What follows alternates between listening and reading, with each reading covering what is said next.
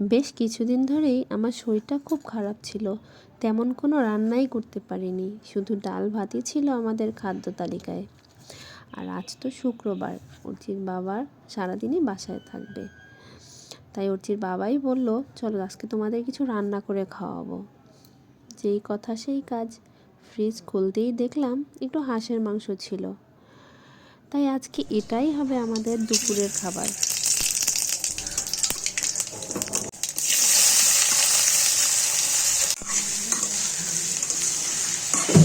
সব সময় তো আমিই রান্না করে খাওয়াই, তাই আজকে ও বলল ওনাকে ওর মতন করে একটু রান্না করে খাওয়াবে আমাদেরকে।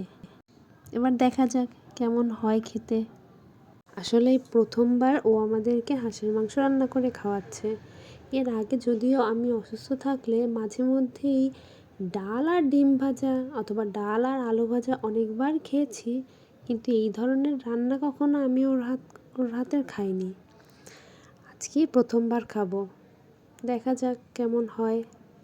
তবে মনে তো হচ্ছে খুব একটা খারাপ হবে না, এবার খাওয়ার সময় দেখা যাবে কেমন হয়েছে। যদিও এর সাথে ছিল ভুনা খিচুড়ি আর ডিম ভুনা, আর ওগুলো কিন্তু আমিই রান্না করেছিলাম। আসলে আপনাদের সাথে একটা সিক্রেট শেয়ার করছি, যে বাবাই প্রথমবার মাংস রান্না করছে, তো তাই আমি কোনো রিস্ক না নিয়ে অপশনাল হিসেবে এই ডিম ভুনা করেছি।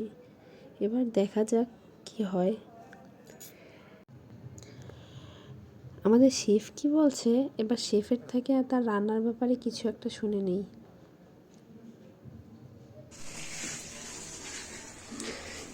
কি রান্না করো তুমি আজকে? শীতে বলো। বিয়ের পর থেকে তুমি আমাকে বিভিন্ন স্টাইলে হাঁস রান্না করে খেয়ে খাওয়াইছো। আজকে আমি নতুন রেসিপি করছি তোমার জন্য। ওই রেসিপিতে তোমাকে আজকে হাঁস রান্না করে খাওয়াবো। আমি হাঁস রান্না আসলে কখনো করতে পারিনি, কখনো করিনি, এই জীবনে প্রথম করতেছি। তারপরও ইউটিউব থেকে অনেক কিছু ফলো করলাম, কিভাবে কি করতে হয় না করতে হয়, সেই থেকে দেখে আমি চেষ্টা করতেছি আজকে তোমাকে এটা নতুন স্টাইলে হাঁস রান্না করে খাওয়ানোর জন্য।